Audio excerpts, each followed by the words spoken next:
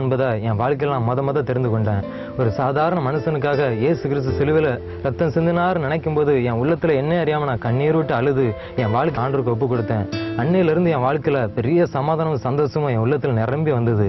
கூட்டம் முடிந்து நான் வெளியே வரும் பொழுது இயேசுவின் தீவிர ரசிகனாய் நான் மாறினேன். என் வாழ்க்கையின் ஒரு பகுதியில் நான் தோல்விகளை சந்திக்க நேரிட்டது. அன்புக்காக காத்திருந்த எனக்கு நான் நேசித்த எதுவுமே நிரந்தரமாகவில்லை.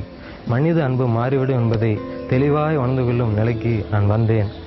உலகமெல்லாம் மாயை, இயேசுவின் அன்புதான் மாறாது என்பதை நான் தெளிவாய் உணர்ந்து கொண்டேன். அந்த மாறாத இயேசுவின் அன்பின் மேல் முற்றிலும் நான் சார்ந்து வெற்றியும் கண்டேன். அன்பு சகோதரன் இம்மானுவேல் ஆண்டவரை பற்றி அறியாத குடும்பத்தில் பிறந்து இன்று இயேசு கிறிஸ்துதான் இரட்சகர் என்று சொல்லி அவன் பிரஸ்தாபப்படுத்தி வருகிறான். அந்த பெரிதான கிருபைக்காக எல்லாம் வல்ல ஆண்டவராய் இயேசு கிறிஸ்துவை நான் நன்றி செலுத்துகிறேன், துதிக்கிறேன். என்னுடைய சித்தி ஒருவர் என்னை ஆவிக்கிற பாதையில் சரியாய் நடக்க எனக்கு உதவி செய்தார்கள். அவருடைய ஆலோசனைகள் என்னை மேலும் காலொண்டி நிற்க செய்தது. இப்ப விடுதலைக்குல ஆண்டவர் இவனை வசித்திருக்காருன்னா எனக்கு பெரிய ரொம்ப சந்தோஷம், ரொம்ப சந்தோஷம் பார்த்துக்கிடுங்க. நம்ம இப்படி பையன் இப்படி ஆண்டவர் ஊழியத்துல இருக்கான்னா எவ்வளவு சந்தோஷம்னு பாருங்க. அவன் ஒரு தெரியாம அறியாம இருந்து ஆண்டவர் அவன் தெரிந்து கொண்டு இப்படி ஊழியத்துல இருக்கணும்னா எவ்வளவு பெரிதான கிருபைன்னு பாருங்க.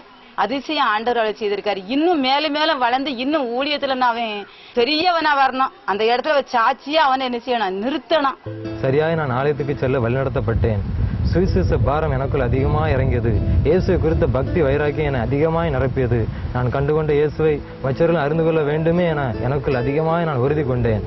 கிடைக்கும் நேரத்திலெல்லாம் இயேசுவை குறித்து நான் அறிவிக்க ஆரம்பித்தேன். என் மகன் ஆண்டவரோட ஊழியத்தை செய்யும் போது எனக்கு ரொம்ப சந்தோஷமா இருக்குயா. எங்க தம்பியை நினைக்கும் போது ரொம்ப சந்தோஷமா இருக்கு. அந்த சோதனை நினைக்கும் போது சந்தோஷம் அடைகிறேன். எல்லா விதத்திலும் அந்த மகன் மிகுந்த ஒரு மகிழ்ச்சியான ஒரு மகன், பொறுமை, அன்பு, விசுவாசம் மற்ற எல்லா காரியத்திலும் முதன்மையான ஒரு மகன், கர்த்தருக்கு பிரியமான ஒரு பிள்ளை. அப்படிப்பட்ட மகனை பார்ப்பதில் எனக்கு ரொம்ப சந்தோஷம். பயங்கரமான குழியிலும் விளையான